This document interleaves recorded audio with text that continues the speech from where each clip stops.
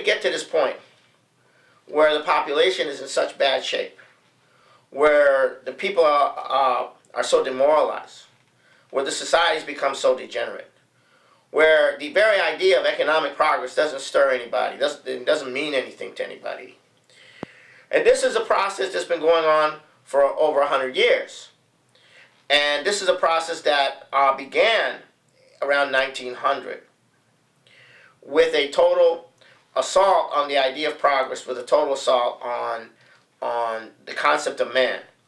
And at the beginning of the 1900s, there was tremendous optimism in the world because of what had happened in the United States during the Civil War and following the Civil War. There was an industrial revolution that occurred, a total economic transformation that nobody in the world had ever seen, on a scale nobody had ever seen.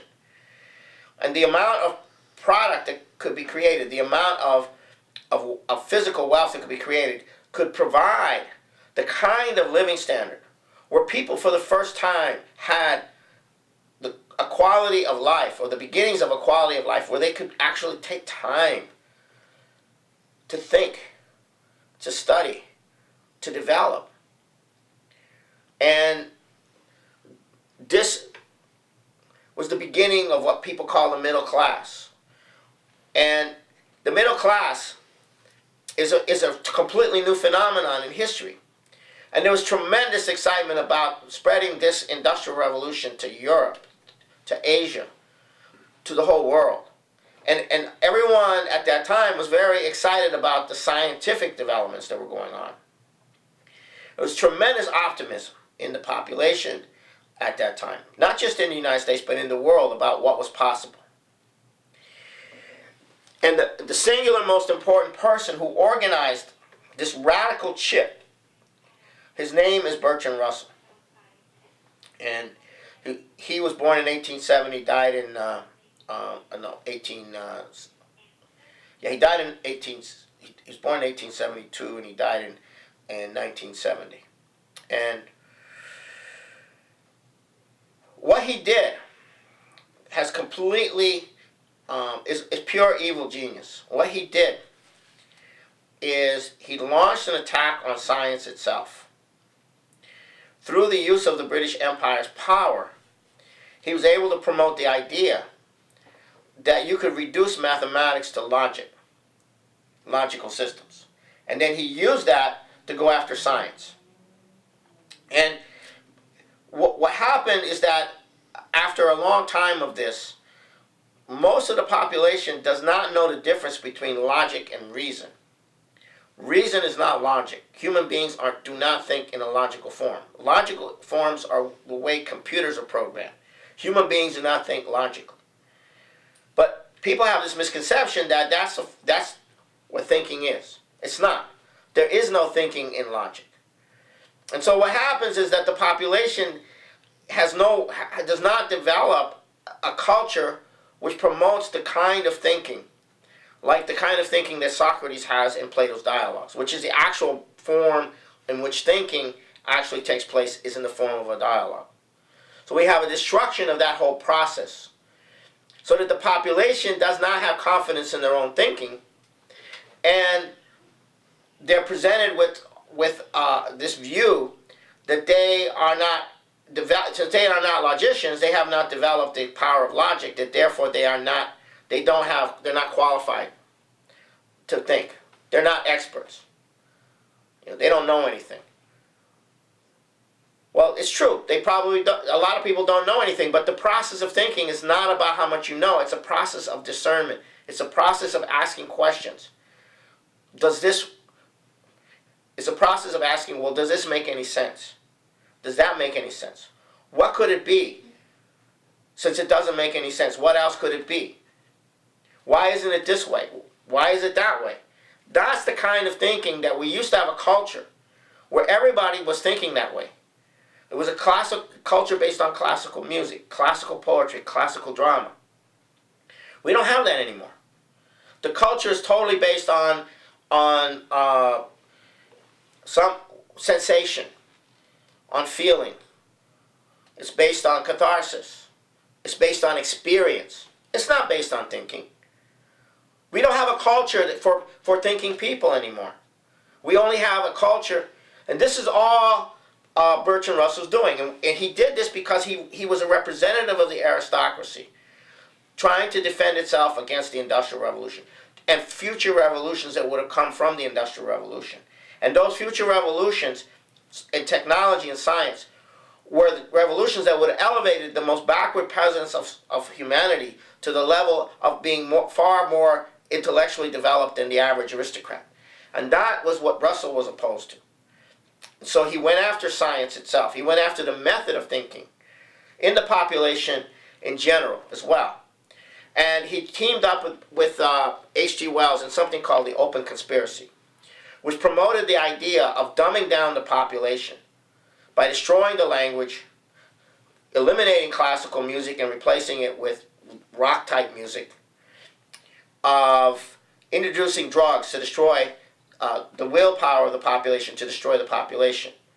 And only those people who were designated to be the rulers, the ruling class, would actually have a different education than creating compliance, conformity, an education that discouraged initiative, and so forth. Now, what he meant by science, of the scientific ruling class, he meant developing the power to control through biology, through psychology, through drugs, different kinds of methods to control populations. Because the aristocracy, the oligarchy, was done for. The Industrial Revolution and subsequent industrial revolutions were the end of this. So now, in the meantime, they launched these So in the meantime, you had World War I, World War II, the Cold War. These wars kept nations from coming together for the kind of development that would have alleviated the poverty, would have alleviated the conditions. The idea was to prevent Europe, the economic power of Europe and the United States, from developing the Eurasia, Africa, Latin America. That was the issue. Now, that was what Franklin Roosevelt intended to do, but he died, and Truman came in, and Truman followed the advice of Churchill, who was influenced very heavily by Bertrand Russell, to drop the bomb on Hiroshima and Nagasaki, to drop the atomic bomb on Hiroshima and Nagasaki. And this act began. Now, what Bertrand Russell saw back in the beginning of the century, you had Einstein, the Curies, and others developing the concept of a new force of energy, nuclear, the forces of the nucleus, which supersedes the chemical energies. And this nuclear force is the future. It's the future that will allow us to do the things we can't do now. And we've only partly gone into it, and we haven't gone to where we need to go with nuclear power. Now, what Bertrand Russell did was he put forward an orientation in an article he wrote to the Bulletin of Atomic Scientists, a 6-page article on October 1st, 1946. He laid out the strategy that's still running the world today. He launched 3 movements simultaneously. One of the movements was to get the United States convinced to use nuclear weapons on the Soviet Union before the Soviet Union could develop those weapons, to force them into a world government. His view was that you could not stop the ultimate destruction of humanity through nuclear war unless there was a world government over all of humanity, which is not true. And he said to make that world government, the United States needs to launch a nuclear attack on Russia, destroy the Soviet Union before they could develop, or if they don't submit to a world government. Then he launched simultaneously a second movement. In the event that the Soviet Union developed it, then there had to be a movement to convince the Soviets to become partners in a world government with the West. And the third was he launched a ban-the-bomb pacifist movement, anti-nuclear movement, which the hysteria of that movement used to confuse people between nuclear fission, commercial use of nuclear fission, and the nuclear weapon. So people were terrified of nuclear weapons. So they became terrified of nuclear power. And he played a major role in using the Cuban Missile Crisis as a way of terrorizing particularly my generation, which at the time of the Cuban Missile Crisis, when we all were facing the elimination of the human species, the children and young adolescents did not have the emotional way to deal with this, and they were profoundly psychologically deeply disturbed by this, including myself. And so as Kennedy was killed and the Vietnam War was beginning, we had no sense of a viable future. All we knew was that at any moment there would be a nuclear war and we would all get wiped out. And we were not mature enough to be able to have the defenses against that terror. And that became the governing terror of our society, of our population since then. To the point that people forgot about the future. The future doesn't exist. You only live for today. And that's how things have been run. And we're still in that mode. We are facing nuclear war now. The age of nuclear terror has not come to an end. Back in 1970, in the late 70s and early 80s, LaRouche launched a campaign to end the nuclear terror by getting the U.S. and the Soviet Union to work together on developing the technologies to defend nations against nuclear war, to end the mutually assured destruction nuclear terror, which Russell played a very key role in creating the concept of maintaining permanent terror as a way of maintaining permanent peace. And this has been the most corrosive and eroding of the psychology of the population. This is why you have a society which has no longer any connection to a future. They've lost that connection to a future. But China, Russia, India, even the people of Latin America and Africa, as horrible as they have been subjected to colonialism and looting, they want this future that we have rejected. And for that reason, a nuclear war is being set up against those nations by the power elites, with the support of, at least spiritual support, of a large portion, if not a majority, of the people who are going to be watching this. Why? Because you have no sense of a future.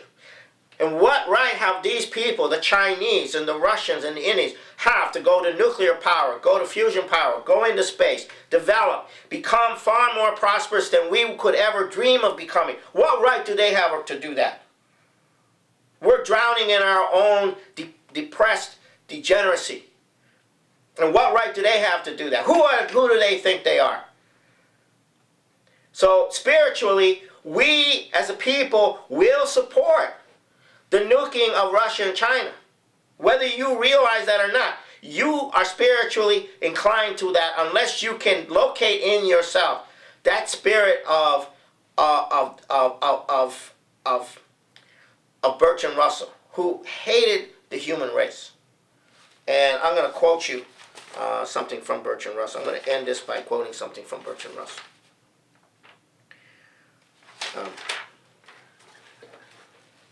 Glasses. Yeah, I'm going to quote Bertrand Russell here.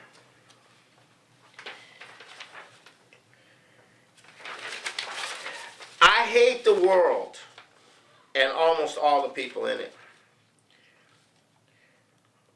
How much would it do if one could exterminate the human race? I have been merely oppressed by the weariness and tedium and vanity of things lately. Nothing stirs me. Nothing seems worth doing or worth having done. The only thing I strongly feel worthwhile would be to murder as many people as possible so as to diminish the amount of consciousness in the world. Now, this guy, with the backing of the power of this empire, his spirit is alive in most of the people today in the most negative sense. There is no joy in the future of mankind in the U.S., in the North American and European populations. But there is such a joy and commitment in those parts of the world which have not been, which have resisted, for whatever reason, cultural or otherwise, this kind of horrible, evil kind of emotion, which is now dominating our nation and its people on the deepest level. And I'm calling on everybody to locate that in themselves. It's not something, it's not the other person that has this problem. Locate this in yourself. And I recommend that everyone begin to shift their cultural orientation to classical music and to get connected politically to a different orientation for mankind than the doom that we're all trying to avoid talking about or thinking about.